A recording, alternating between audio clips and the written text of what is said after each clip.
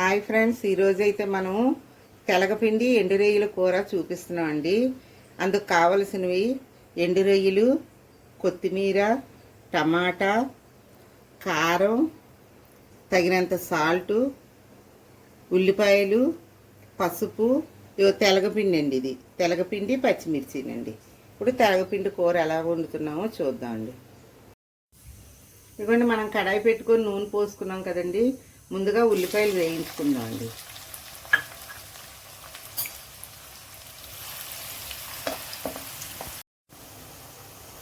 ఇదండి ఉల్లిపాయ వేసుకున్నాం కదా, తర్వాత ఎల్లుల్లిపాయలు అండి.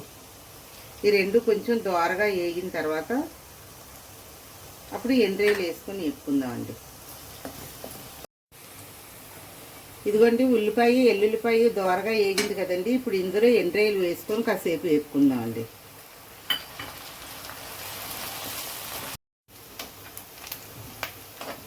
ఇదిగోండి ఎల్లుల్లిపాయ, ఉల్లిపాయ, ఎండ్రాయిలు కొద్దిగా బాగా వేగినాయి కదండి. ఇప్పుడు ఇందులో టమాటా వేసుకుందామండి. అలాగే టమాటాతో పాటు కొద్దిగా పచ్చిమిర్చి కూడా వేసుకుందామండి. ఇవి కూడా కొద్దిగా వేగిన తర్వాత అప్పుడు తెలగపిండి వేసుకుందామండి.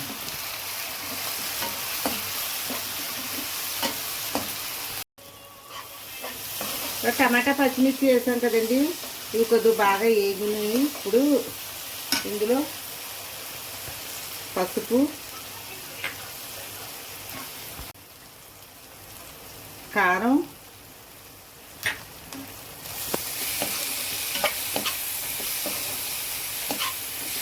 ఇందులో పసుపు కారం వేసాం కదండి. అలాగే తగినంత సాల్టు,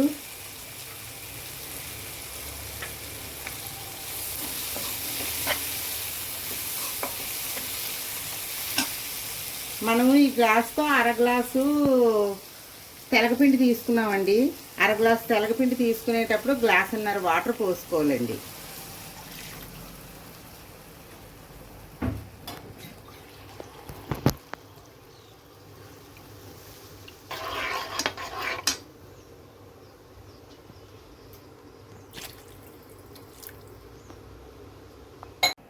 ఇవ్వండి ఫ్రెండ్స్, అర గ్లాసు తెలగపిండికి గ్లాసున్నర వాటర్ పోసుకోవాలి. తర్వాత ఇది బాగా మరగనివ్వాలండి. ఎసరు కింద మరిగిన తర్వాత అప్పుడు మనం తెలగపిండి వేసుకోవచ్చు. ఇదిగోండి వాటర్ బాగా ఎసరలా మరిగిపోయింది కదండి. ఇప్పుడు ఇందులో తెలగపిండి కొద్ది కొద్దిగా వేసుకుందామండి. ఒక్కసారి కూడా వేసుకోకండి, ఎందుకంటే ఉండలు కట్టేస్తుంది.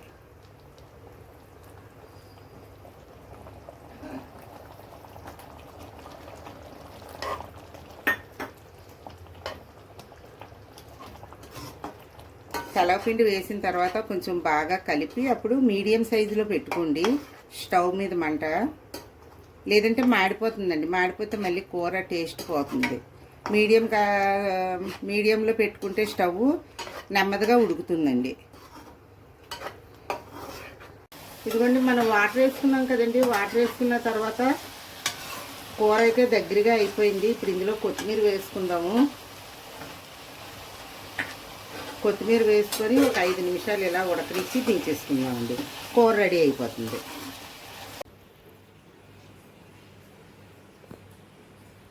ఇదిగోండి తెలగపిండి ఎండు రొయ్యల కూర అయితే రెడీ అయిపోయింది. మీరు కూడా ట్రై చేయండి ఇంట్లో. సబ్స్క్రైబ్ చేయండి ఫ్రెండ్స్, లైక్ చేయండి. బాయ్.